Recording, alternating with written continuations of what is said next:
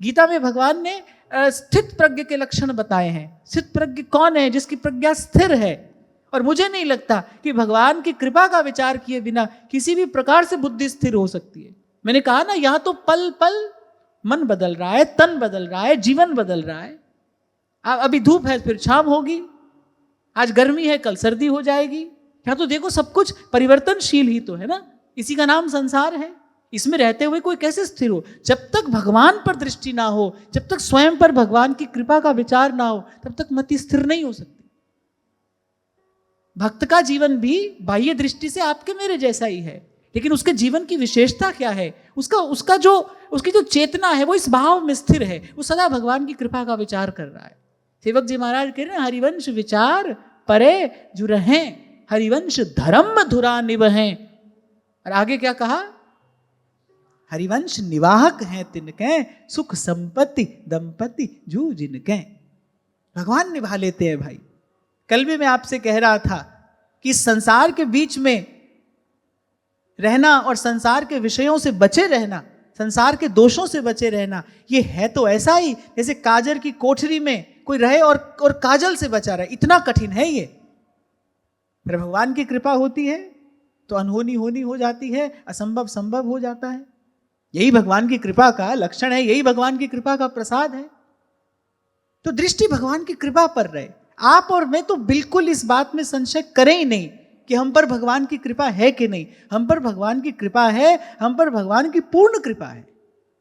तभी आप और मैं यहां पर नित्य आकर बैठते हैं भाई। भगवान की इच्छा के बिना, भगवान की इच्छा के बिना भाई कभी कभी मन की गति भी इस ओर नहीं हो सकती। मैं आपसे सत्य कह रहा हूं, सत्य कह रहा हूं। भगवान न चाहें, प्रभु अनुकूल ना हो, तो जीव के मन की गति भी इस ओर नहीं हो सकती। सत्संग में आकर बैठ जाना तो बड़े दूर की बात है। मैं तो देखता आया हूं कि 7 समंदर पार से कोई आ जाता है सत्संग सुनने, और पड़ोस में बैठा व्यक्ति अछूता रहता है, उसको खबर ही नहीं है कि पास में क्या हो रहा है। और कहीं कोई 7 समुंदर पार करके आ रहा है सत्संग सुनने के लिए। हमारे यहाँ तो ऐसी व्यवस्था नहीं है ना कि भाई बताया जाए कौन आया है, कहां से आया है। आप लोगों के बीच में कहां कहां से लोग आते हैं चलकर केवल कथा श्रवण करने के लिए, केवल सत्संग सुनने के लिए। कितनी कितनी प्रतिकूलताएं झेल कर आते हैं यहां सत्संग में बैठने के लिए। कौन लाता है भाई? भगवान की कृपा लेकर आती है। पास बैठा व्यक्ति है वो निराश होता है। तो ये सब देखकर विचार कर समझ में आता है कि भाई सबके मूल में अगर कोई एक शक्ति कार्य कर रही है तो कि प्रभु आपकी कृपा है। बस उसी कृपा पर हमारी दृष्टि रहे। सदा इस बात का विचार करते ही रहिए, निरंतर इस बात का विचार करिए, मुझ पर भगवान की कृपा है। अरे तू क्यों छिपा ओट में पगले, भीजन के डर से। बूंद बूंद में विमल प्रेम रस बरसे अंबर से, तू क्यों छिपा ओट में पगले। और किसकी ओट में छिपा रहता है जीव? संशय की ओट में, कि पता नहीं है कि नहीं, पता नहीं होगा कि नहीं। तू क्यों छिपा ओट में पगले, तू क्यों छिपा ओट में पगले, भीजन के डर से रे मनवा प्रेम रस बरसे, रे मनवा प्रेम रस बरसे, मन चातक क्यों तरसे, रे मनवा प्रेम रस बरसे। संशय नहीं आने देना। हम पर भगवान की कृपा है, हम पर भगवान की पूर्ण कृपा है।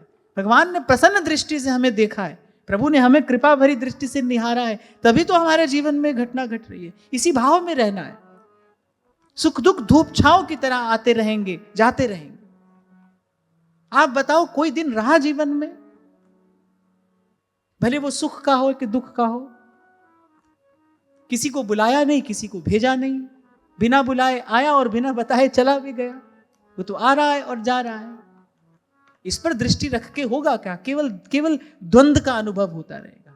भगवान की कृपा पर दृष्टि रखोगे, मति स्थिर होगी, मन शुद्ध होगा। वो जो सार सत्य है उसको हृदयंगम करने की, उसको समझ पाने की योग्यता प्राप्त होगी, संशय ना आए मन में।